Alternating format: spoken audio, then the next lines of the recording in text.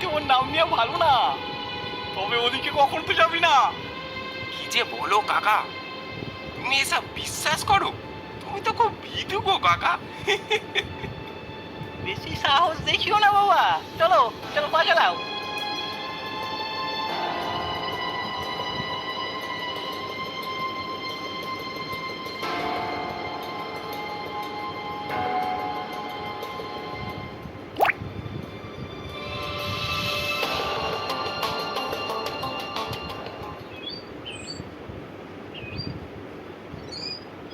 ছেলেটা কাল অনেক মাছ ধরে এনেছে।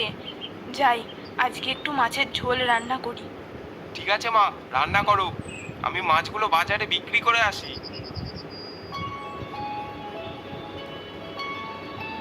কালু বেরিয়ে পড়ল মাছ বিক্রি করতে।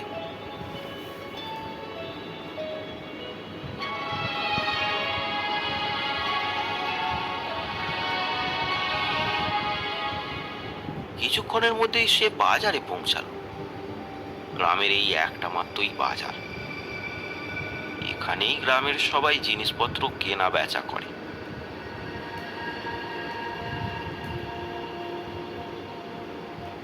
লক্ষণ কাকা আর কালু বসে পড়ল মাছ বিক্রি করতে।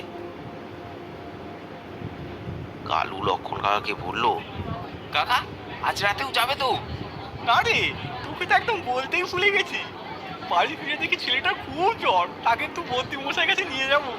তাই আজ আর যাবো না, কাল যাবো দুজনে।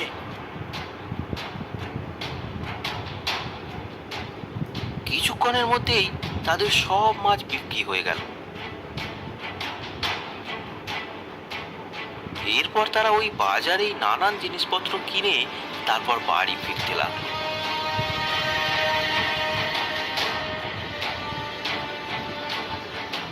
বাড়ি যেতে যেতে কালু মনে মনে ভাবতে লাগলো, কাকা তো আর যাবে না, কিন্তু মা জানতে পারলে আমাকে তো একা যেতে দেবে না।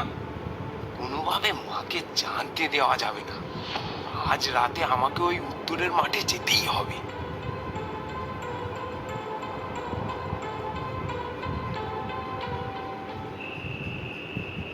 কালু, কালু, ওর বাবা, 8টা বেজে গেল তো। আজ মাছ ধরতে যাবি না? তুমি আমায় ডাকলে না? 8টা বেজে গেল তো। রান্না হয়েছে কি? আর একটু বাকি আছে। ঠিক আছে মা, দেরি যখন হয়েছে আজ খাওয়া দাওয়া করেই যাব। তুমি তাড়াতাড়ি রান্না করো।